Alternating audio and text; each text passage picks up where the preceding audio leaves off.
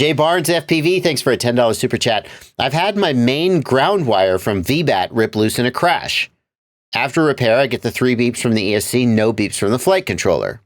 The flight controller connects to Betaflight and all is normal. Okay, so Jay Barnes, if you have a flight controller that doesn't power up from battery, but does power up from USB, then the 5-volt regulator on the flight controller is usually dead. It's not 100% of the time, but that's mostly what it is. The reason it works from USB is that USB provides its own 5-volt power. So it's not, the flight controller doesn't have to rely on its built-in 5-volt regulator. I would definitely verify that there's not like a cabling problem. If the cable were to come out or something, then the flight controller wouldn't power up at all from battery. But you said it works normally on USB. And I suspect that means that the motors work.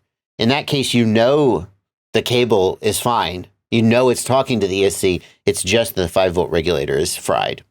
Now, these days, I know usually I would say, oh, well, maybe you just better replace your flight controller. But these days, flight controllers are so gosh darn expensive. I want to point out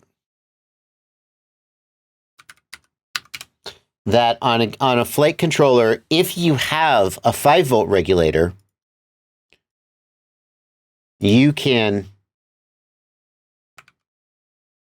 take any 5-volt pad and you can solder the output of a voltage regulator, a 5-volt voltage regulator, to any 5-volt pad on your flight controller, and of course ground, and you can use that 5-volt pad as an input from an external regulator. So the first thing you're going to want to do is, with a multimeter, make sure that 5-volt is actually dead. Plug in a battery, test with a multimeter, and on the 5-volt pad, you'll see 0 volts or 0.1 volts or some incorrect low number. At that point, you buy like a 2-amp 5-volt regulator, 5-volt step-down regulator, and you solder it to the 5-volt in the ground pad. And if that saves you, I mean, that used to be a $45 flight controller, and maybe you were just like, yeah, I guess I'll get a new one.